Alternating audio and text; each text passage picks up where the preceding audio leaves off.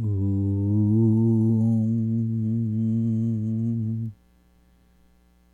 वाङ्मे मनसि प्रतिष्ठिता मनो मे वाचि प्रतिष्ठितम् आविराविर्मयेधि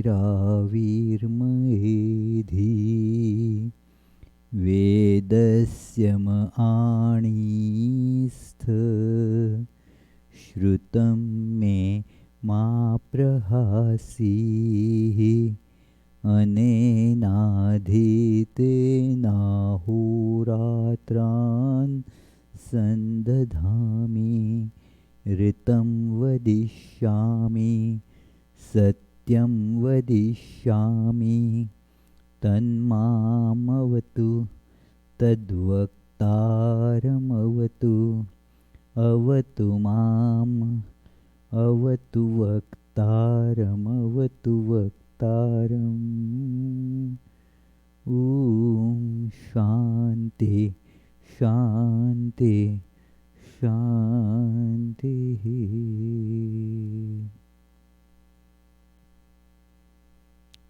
ॐ May my speech be firmly established in my mind. May the mind too be firmly established in my speech. O self-effulgent Lord, be revealed in my consciousness. May the truths of the scriptures come to me. May not what I learn from them ever forsake me. Let me live my life day and night according to their teachings. I shall speak what is appropriate. I shall speak the truth. May that protect me. May that protect the teacher. Om. Peace, peace, peace.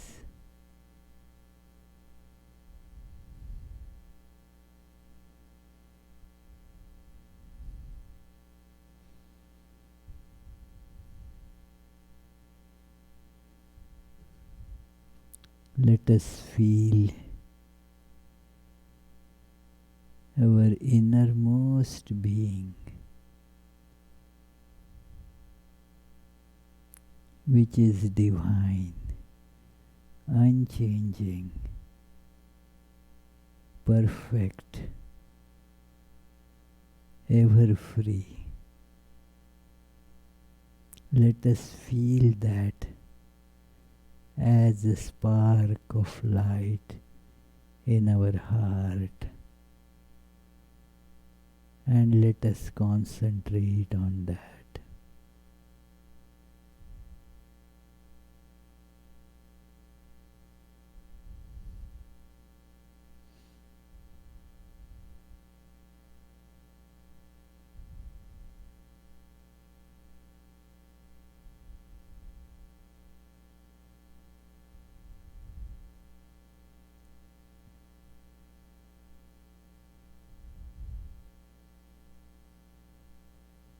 With concentration, I see that all my temporal identities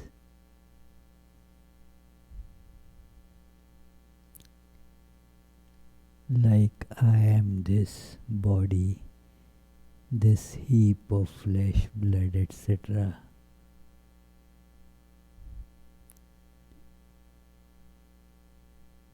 is forgotten.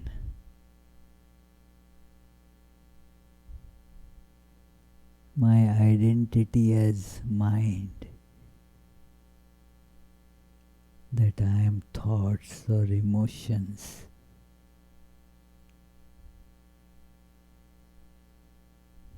that also is gone.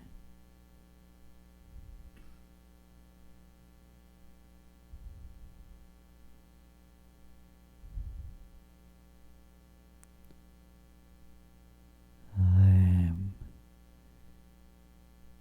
the infinitely luminous, all-pervading, one without second self.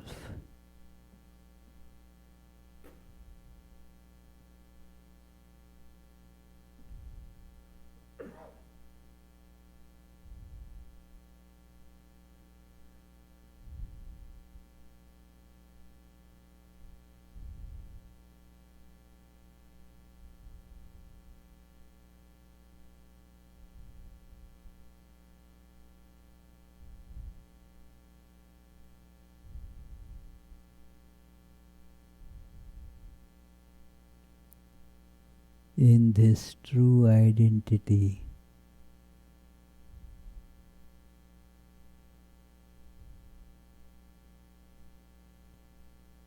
I am existence itself,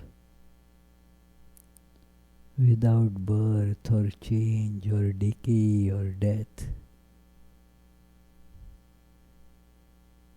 I am existence beyond limitations of time and space.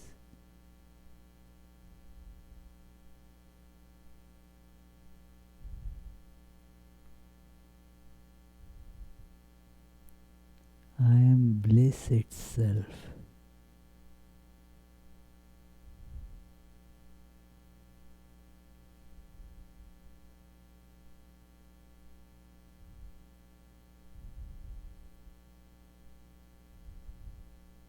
I have no desires, thus no bondage.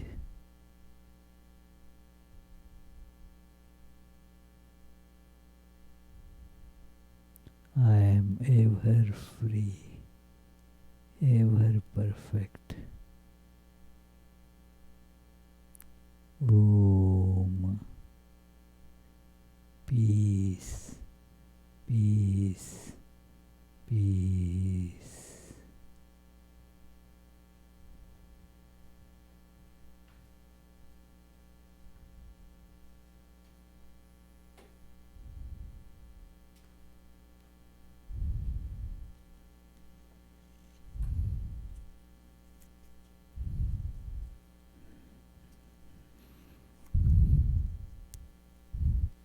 So friends, today by the grace of God we shall be starting a new chapter in this very special biography of Sri Ramakrishna.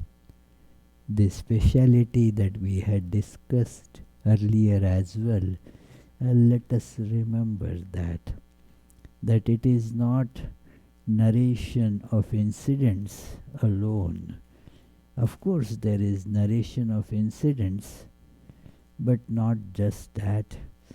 The intentions or the different types of awareness through which these actions were performed, these incidents have been enacted in the life of Sri Ramakrishna, that also has been told here in the preface of this biography.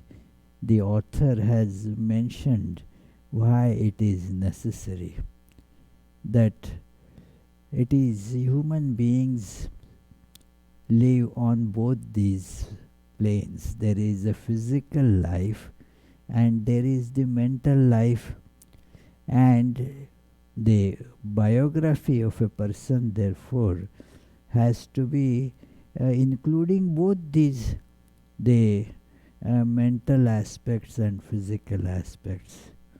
Now he mentions there that from the ancient time in India, the authors of great lives have paid more attention to the mental side and were not very particular in exactly depicting the physical or the external events.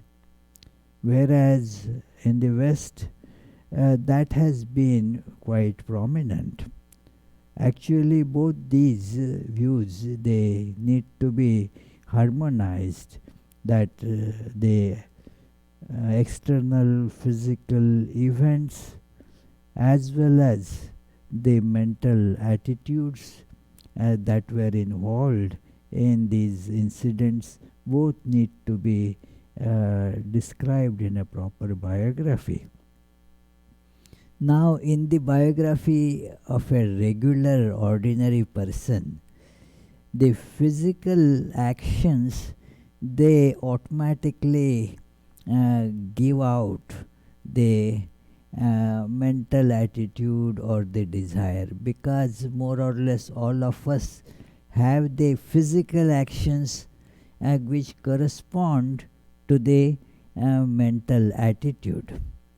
So, as you see, for example, if you find a person who is, say, getting attracted towards a chocolate, wants to grab a chocolate, the eyes are lit when the chocolate is seen, the eyes are lit, then the face shows happiness, and then is grabbing the candy and so forth. So from that we can understand the mental get-up also of that person. This is an external action, but then the mental attitude gets depicted in that person loves chocolates. It is, it is, especially the children, they do not like to or need to cover those emotions. They give free vent to those. It is, I remember one little 3-4-year-old girl, less than that probably, less than that.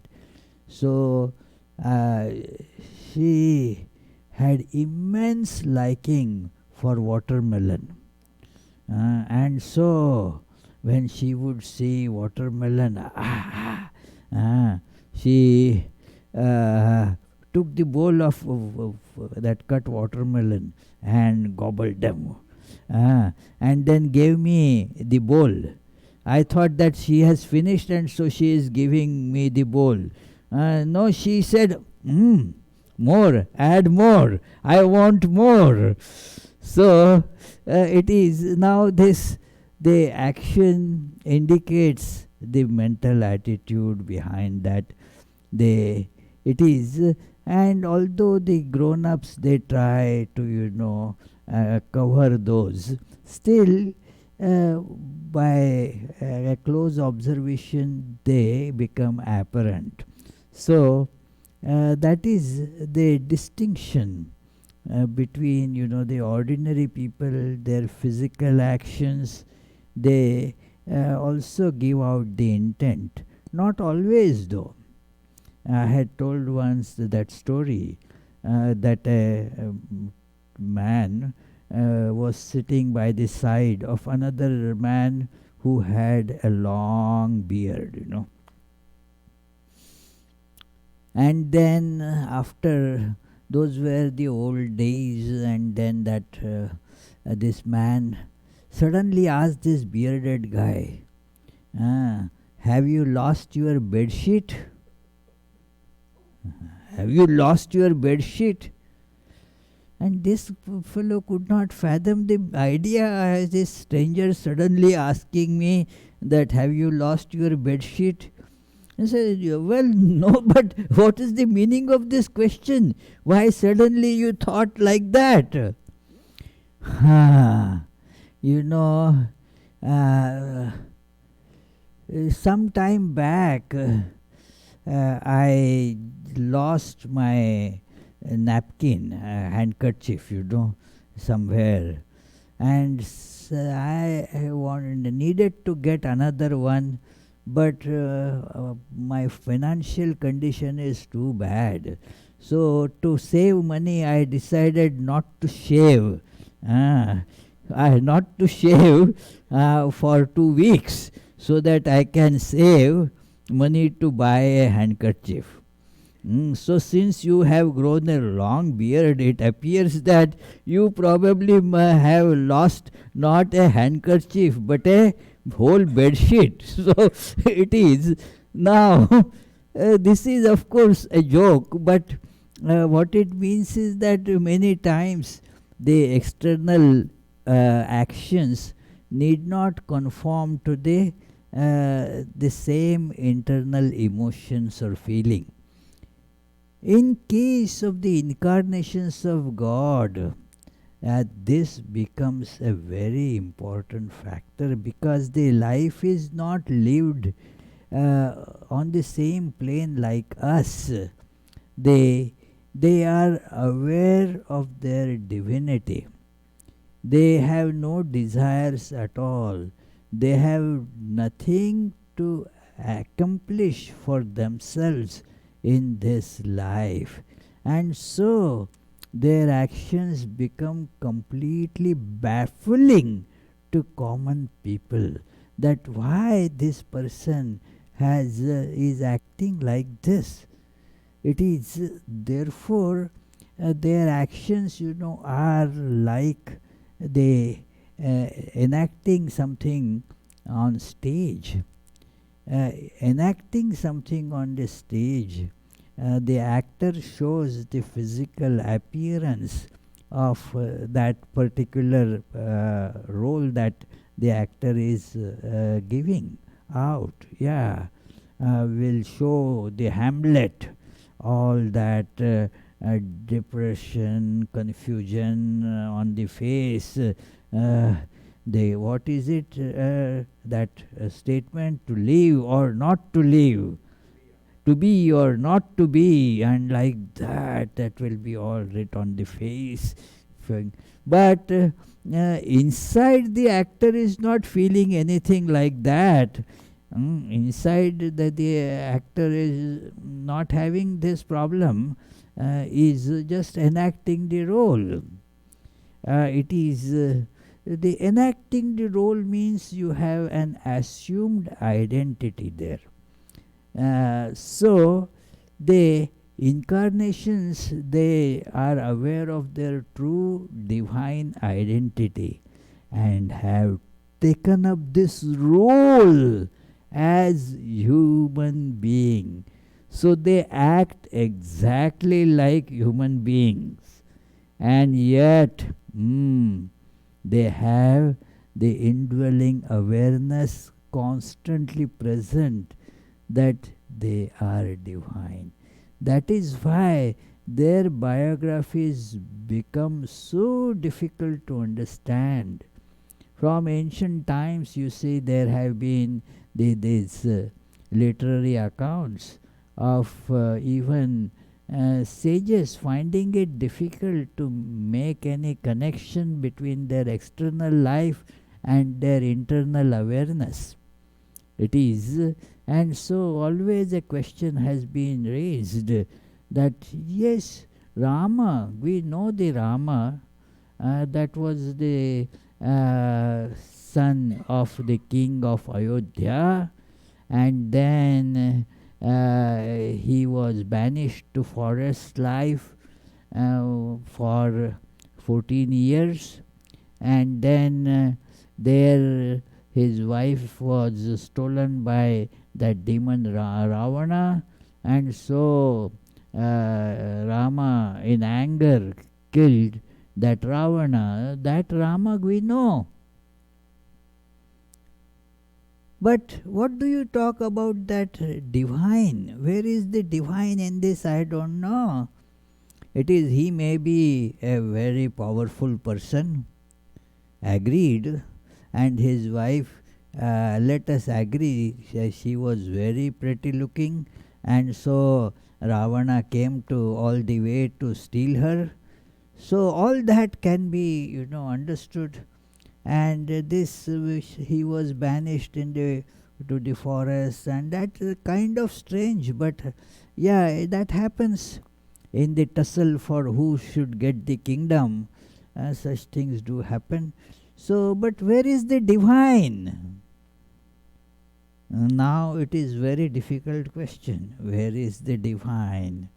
You cannot just point out to the body, hey, here is the divine, or let us perform the surgery, and then the divine may pop out. You have to do a different kind of surgery there. So, therefore, the life is written, Rama's life is written emphasizing that it is a Leela.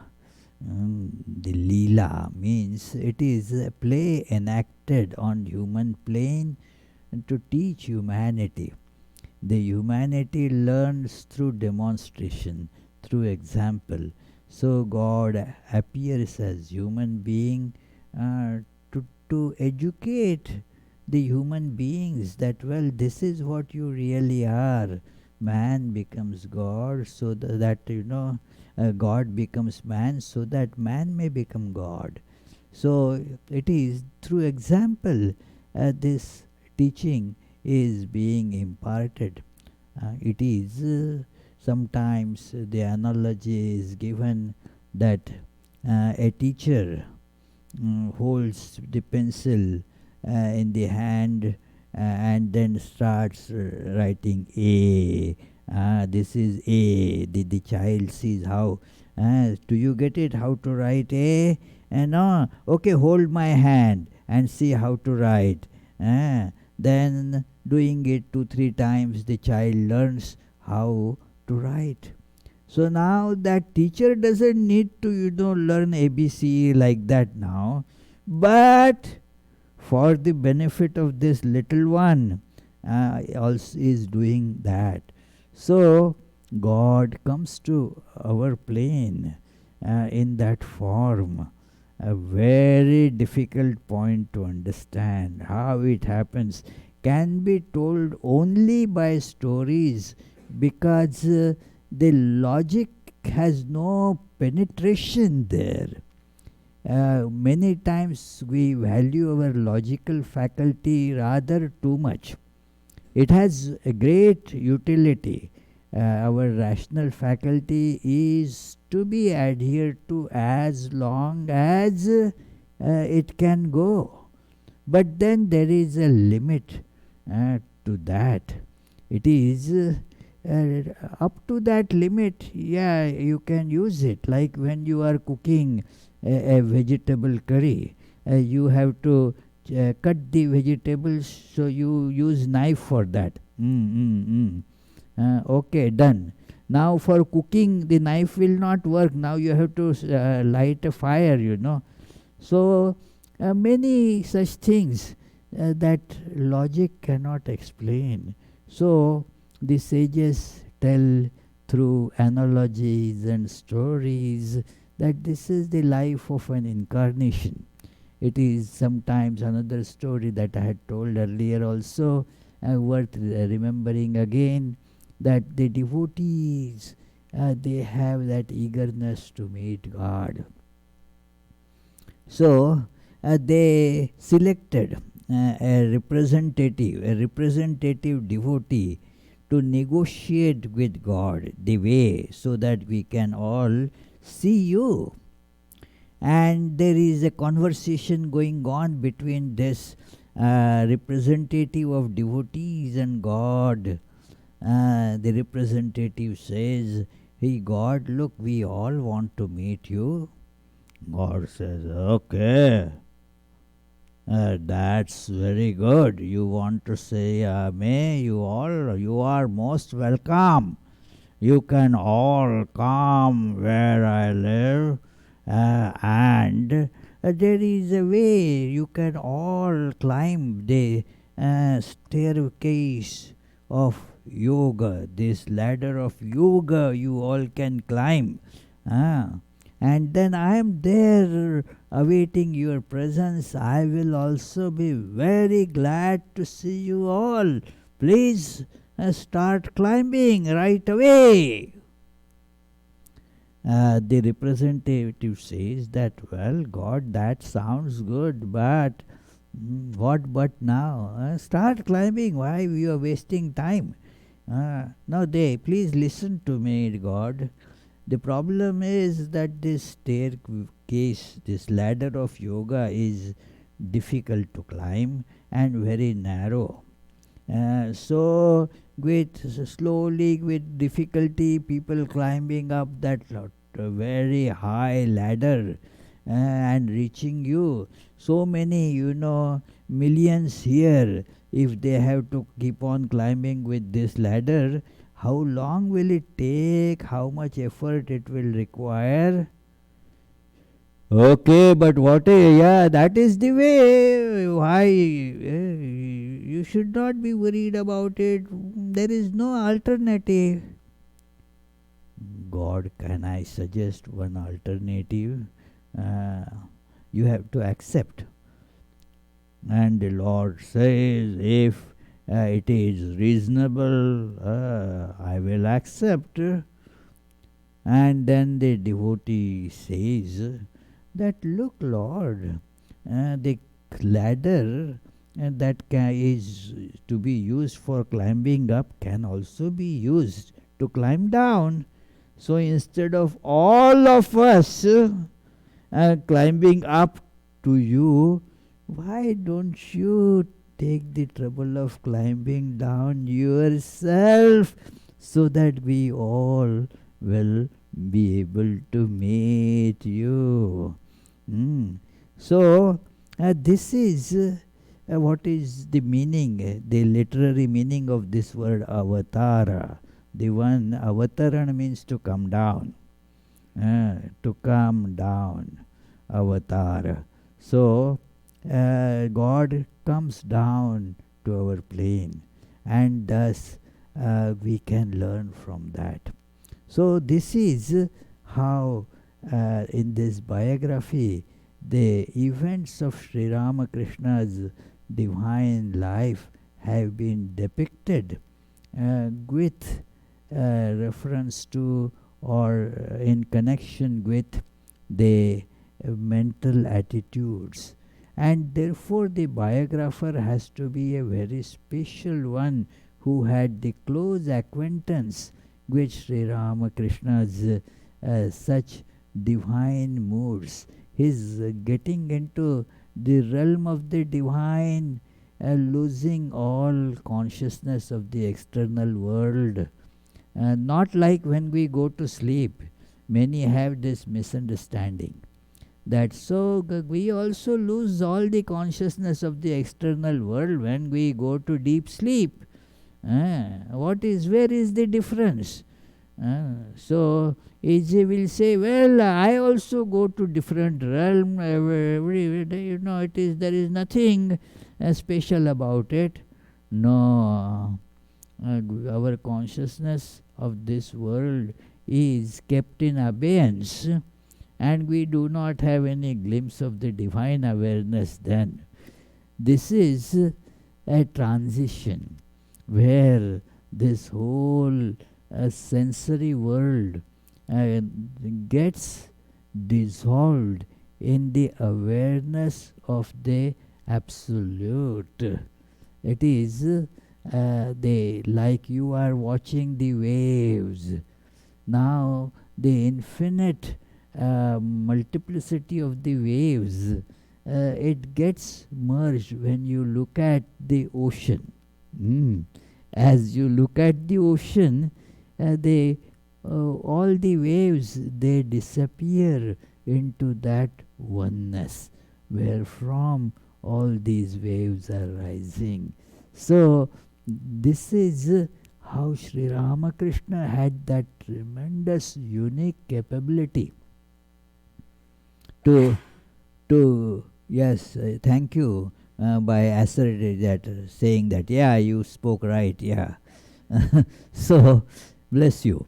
It is through this you can see, and as we dwell more and more in this very special biography, we will be able to see the particular volume of this biography. It has 5 volumes, and the name is also given Sri Ramakrishna Leela Prasang.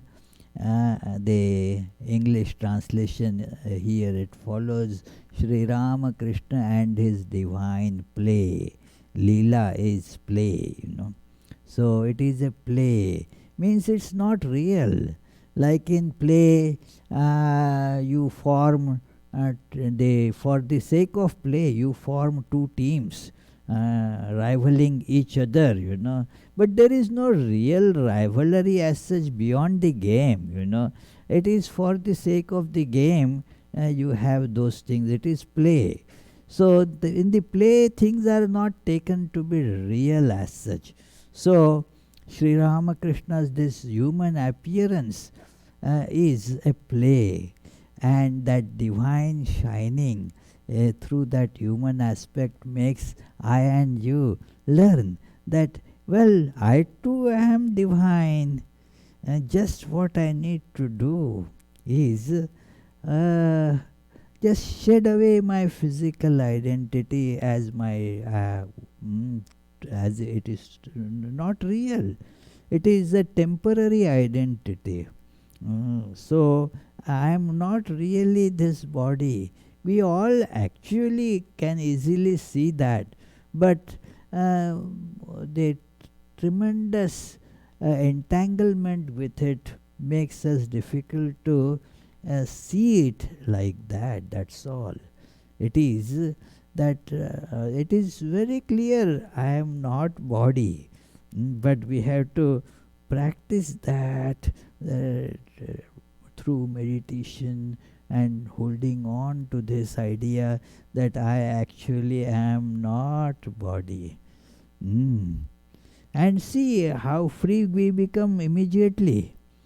If I am not body, I have no birth, no death, I have no age, I have no gender, and so forth. So it is how much free we become immediately. I am neither rich nor poor. It is all the body, you say. It becomes suddenly a very changed situation. So when you hold on to this understanding, I am not body, almost 99% of our problems and burdens, they dissolve. That so it is a way, to meditate and hold on to this awareness. I am not body. Body is an instrument. You are holding, say, a screwdriver to get some work done. You are holding screwdriver in your hand, but you don't think that you are screwdriver. You are using the screwdriver. Do you get it, Naomi? Yeah, so you are using this body to do something. You are holding it, but just as that screw is taken out or put in, then you keep the screwdriver aside. So we should be able to just keep the body aside after the work is done. But due to entanglement and attachment, that is why it becomes so problematic. Imagine that you are using a big screwdriver, holding it in the hand, and now it got stuck to you. You are not able to keep it down. It will be a terrible situation. Yeah. So it is like that. We are not able to put this instrument called body down and be free. So this is the capabilities that are with us, but we have to relearn them. And by looking at Sri Ramakrishna, we can see that the demo, demo. When you see the demo, like those people who want to repair our Abhijit and all they do. Okay, let me see if there is a YouTube video of how it is done. Yeah, that how to change the battery in this particular instrument, and then when they find the YouTube video, okay, this is how, that is how, that is how, okay, and then after seeing that, now he says, now I am confident I'll be able to do it.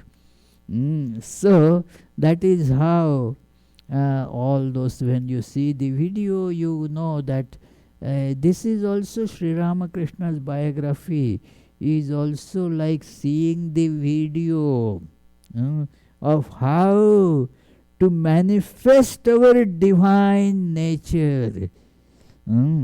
So that is why it is so important for us to see it, study it.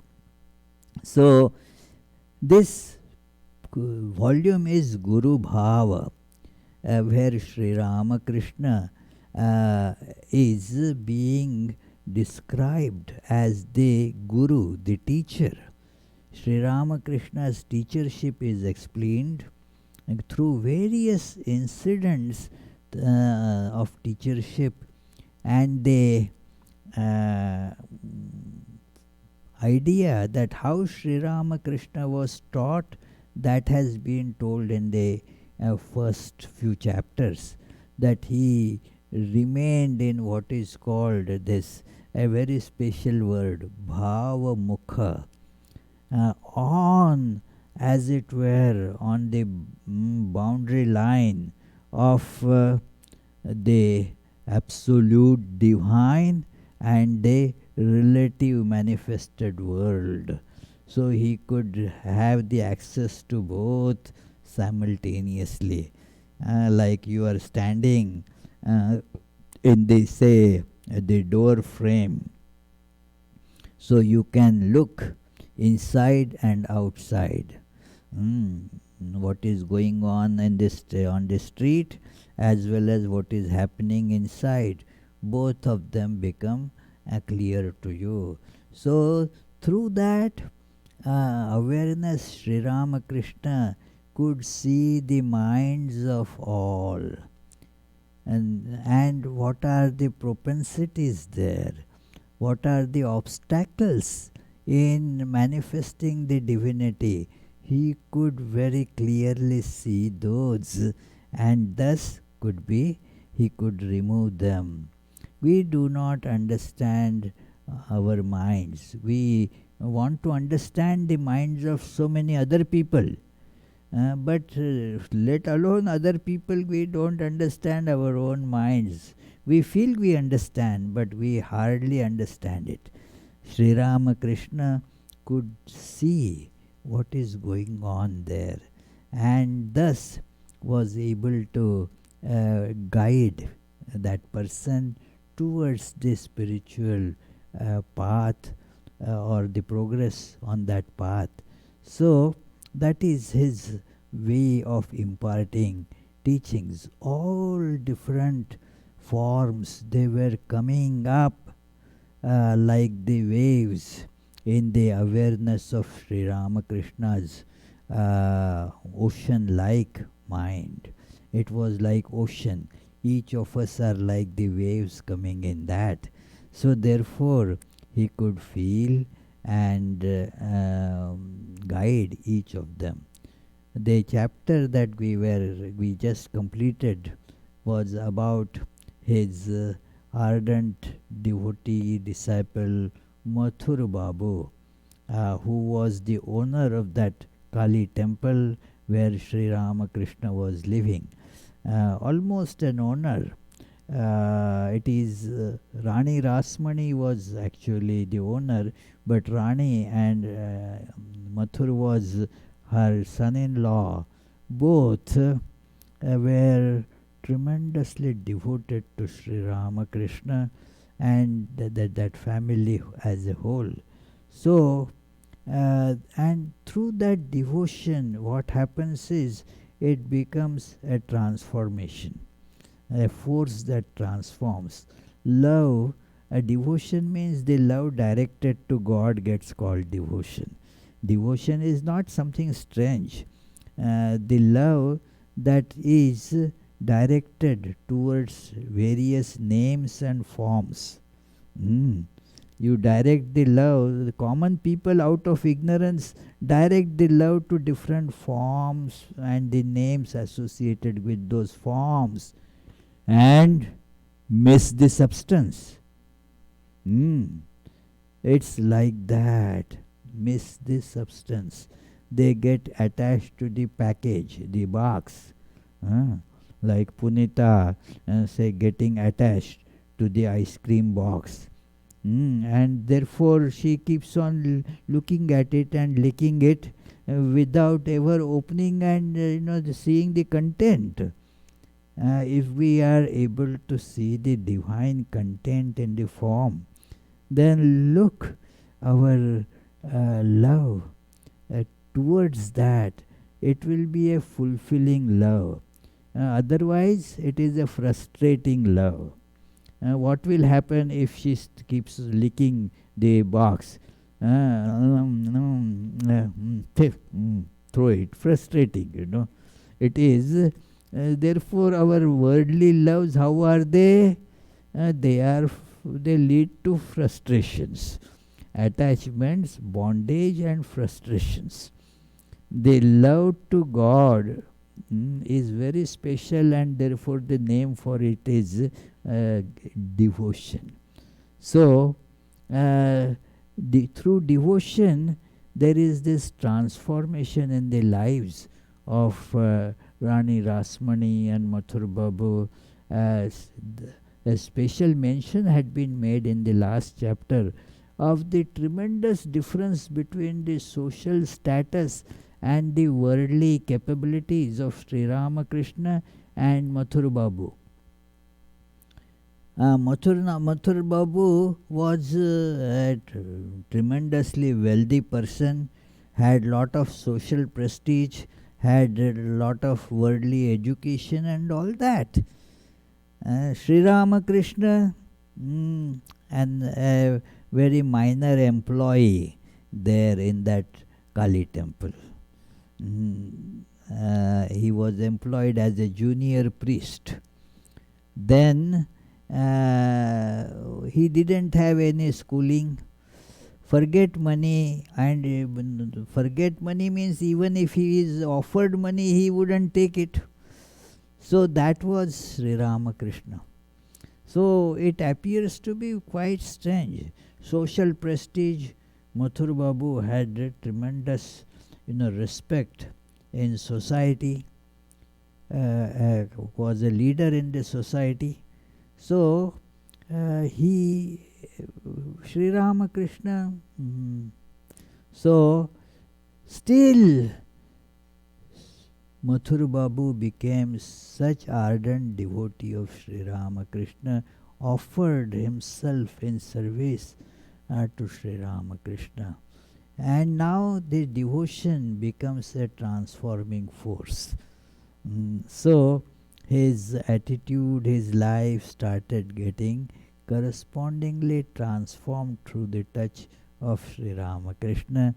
That is the topic of discussion here. As a Guru, this is the chapter 7 in this part. As a Guru, the Master bestows grace on Mathur.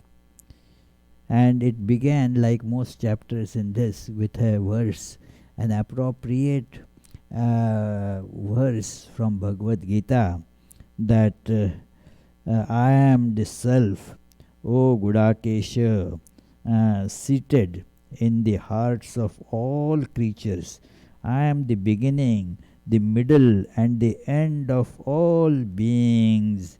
Gita 10:20. Aham Atma Gudakesha Sarvabhutashaya Sthitah Aham Adischa Madhyascha Bhutanam anta eva cha. So the all pervasive, all controlling nature of the divine has been described, that aham atma, I am the indwelling reality of everyone. Sarva bhutashaya. This is, we had discussed this point earlier in these classes, a very important principle in Vedanta, that although our bodies are distinct in appearance, they have different age, different height, different weight, different skin color, different other these features, but yet self is the same in all bodies. The self is not different. We get confused because I see this body is different from the Tommy's body there. So I here and I in Tommy must be different. And no, the I is the same. The I here and I there are not different. Only the casings are different. Like you have, say, thousands of water bottles. The bottles are different, the water is not different. So, exactly like that, the self is the same in all. So, this is, Lord says, I am the self in all. Aham Atma. Sarva Bhuta Shayasthitaha. In all different forms, different bodies, I am the self. And therefore, I am the beginning, the middle, and the end of everything, everybody. What a great statement, friends. That it is the all pervading reality, and that is in me. The important part is Atma. It is in me. So, the feeling of the presence of God in us is a great starting point for sadhana, spiritual practice. God is in me. One has to emphatically, intensely feel this, that God is here, not just there. It is here. So this is that emphasized in this verse, that aham atma, I am the indwelling self of everyone. And as holding on to this, the life gets transformed with more and more bliss and freedom. So it is, this chapter begins therefore with this verse, how Mathur's life gets transformed gradually. The heading of this particular paragraph is the story of the Durga Puja with the master at Mathur's Jan Bazar house in Calcutta. Mathur Babu had a very palatial building. We had shown earlier the picture of it, a big house in Jan Bazar area of Kolkata. So he was having the festival of Durga Puja, the worship of the Divine Mother in the form of the protector goddess. Durga literally means the one who protects. So the protector goddess of the mother of the universe in that form is that worship is performed all over India and even other countries, but it is very prominently done in Bengal. So it is 3 days or 4 days of intense uh, worship with all the uh, exact rituals that have to be performed, all the paraphernalia that needs to be observed, all that gets done then. So uh, that year, that is 1869, where there was great rejoicing on the occasion of Durga Puja at Mathur's Jan Bajar house. Although every year all those present experienced indescribable joy during the worship of the Divine Mother, this year the Master enhanced that joy a thousandfold with his holy presence. Uh, in this biography, Sri Ramakrishna is addressed as the Master. So, as a young boy, out of exuberant joy, freely makes demands on his mother and entertains her with laughter and dance without any motive, so the childlike father behaved with the Divine Mother when in ecstasy he saw her palpable presence in the image. And in fact, it appeared that the image was living, luminous, and smiling. This is how our emotional connection makes whatever is otherwise inert come alive.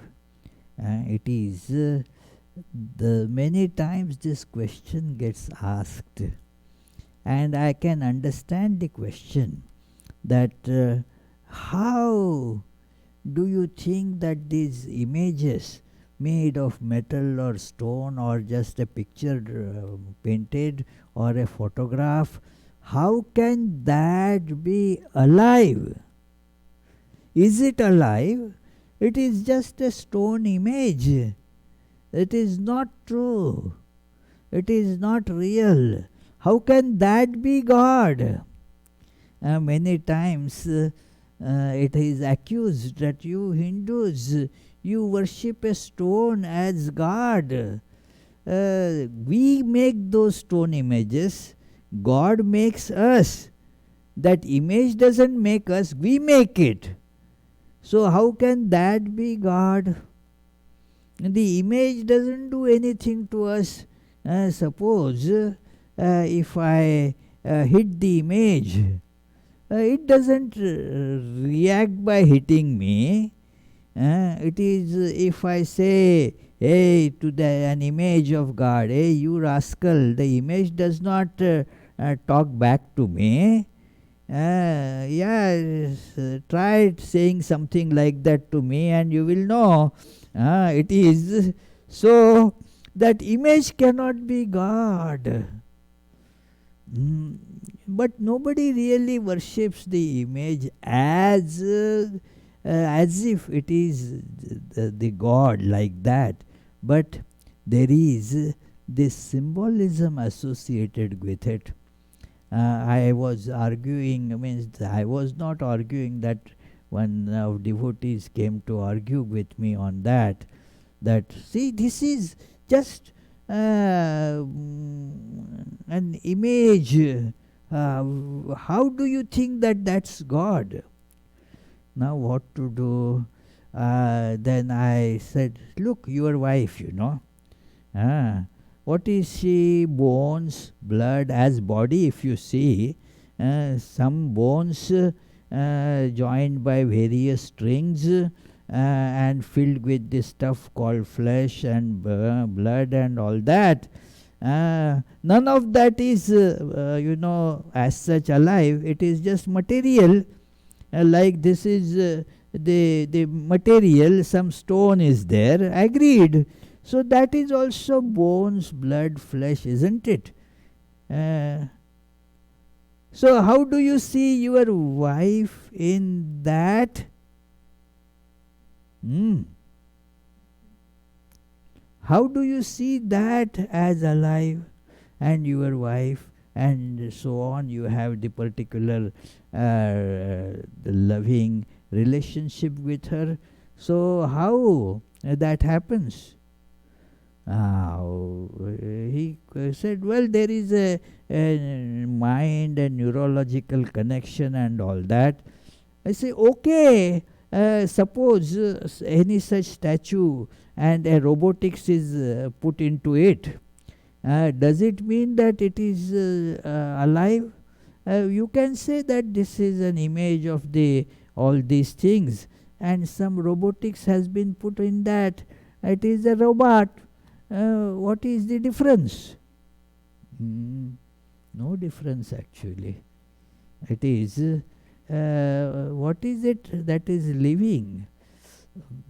Living, everything is actually full of life.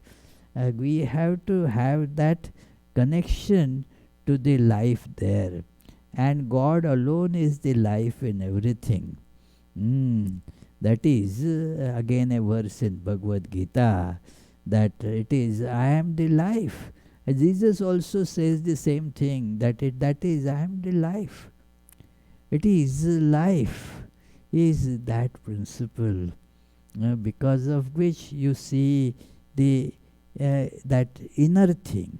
It is the innermost thing which transcends physicality and yet pervades physicality.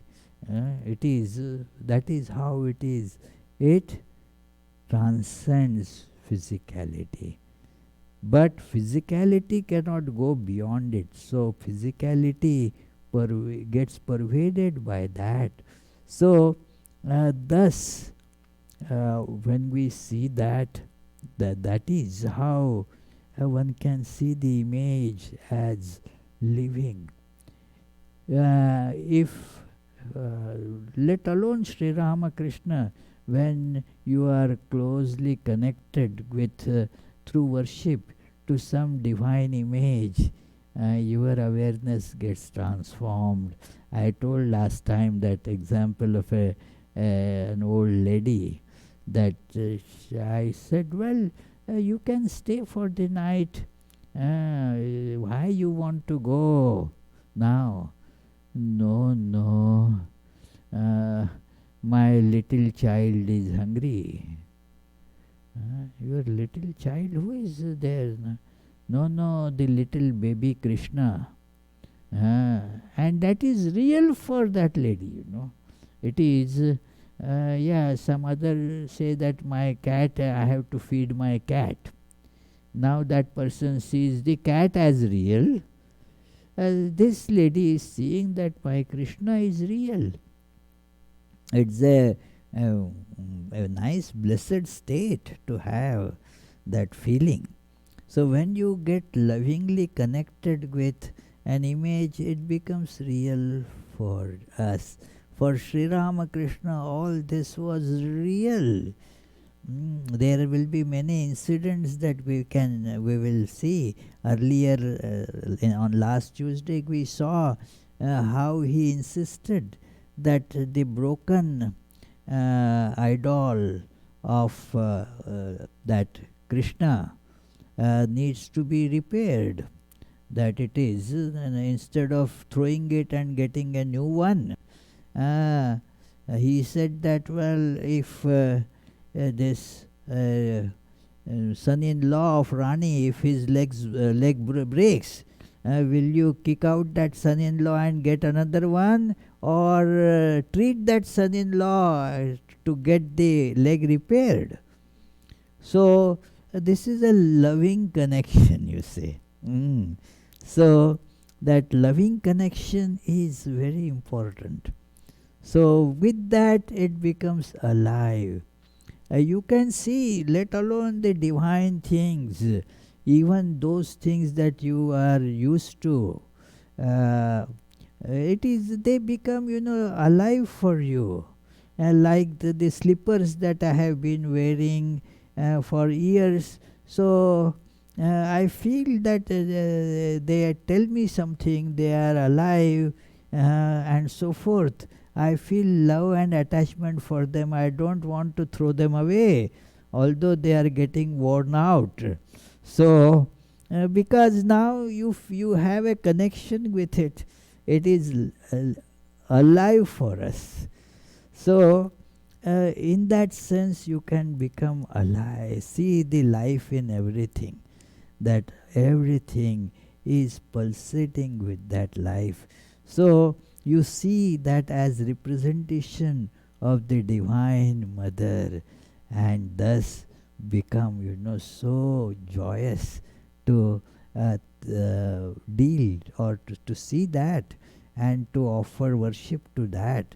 So that was what was happening, that uh, the appearance of the Divine Mother in the image as well as in the Master's divine body and mind joined together, filling the atmosphere of the worship hall with indescribable and indefinable divine presence that was felt even by worldly minded people. Because it is infectious. It pervades. It has that induction effect there, that you are has somebody with that divine awareness.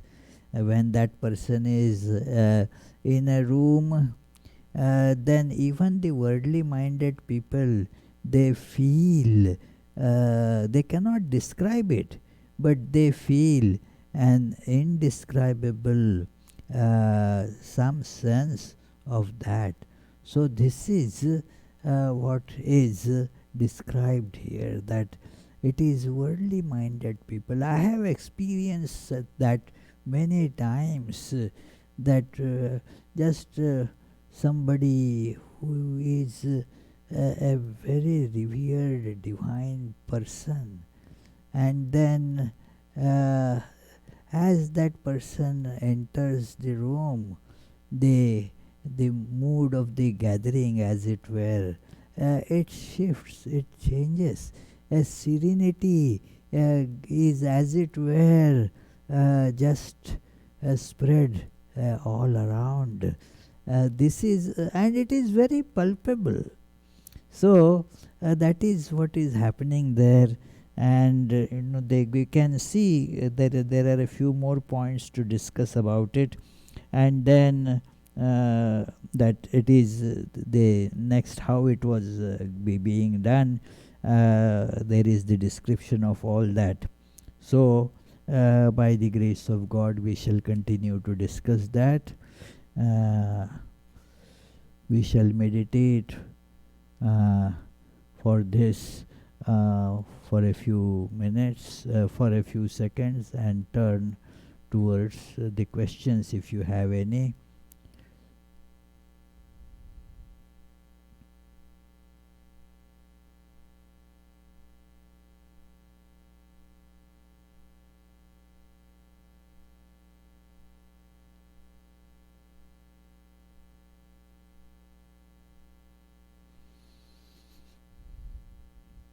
Do you have any question? So very good, huh? Yeah, 1869. So sometimes in September or October, when the Durga Puja begins, so that is when it was. No, yeah, that was different, although that got expressed here also. Yeah, could be that there should be could be an overlap in that. So not, probably not at that time. So let us conclude with the closing prayers. We didn't have, I think, opening prayers today. Yeah, so put those, we shall do those also first. If not in the beginning, let us do it at the end.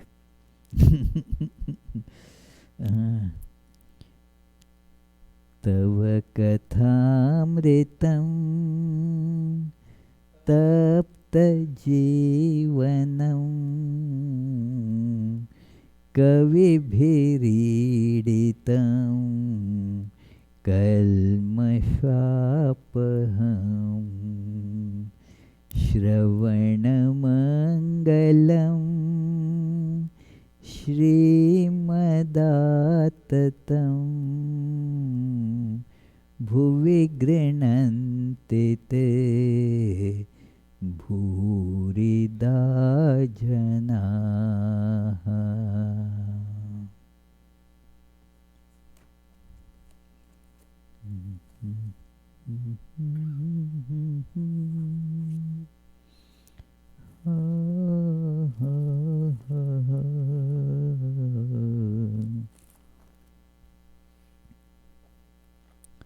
May the Divine, who is Father in heaven of the Christians, Holy One of the Jewish faith, Allah of the Muslims, Buddha of the Buddhists, Tao of the Taoists, Great Spirit of the Native Americans, Ahur Mazda of the Zoroastrians, and Brahman of the Hindus, lead us from the unreal to the real, from darkness to light, from death to immortality.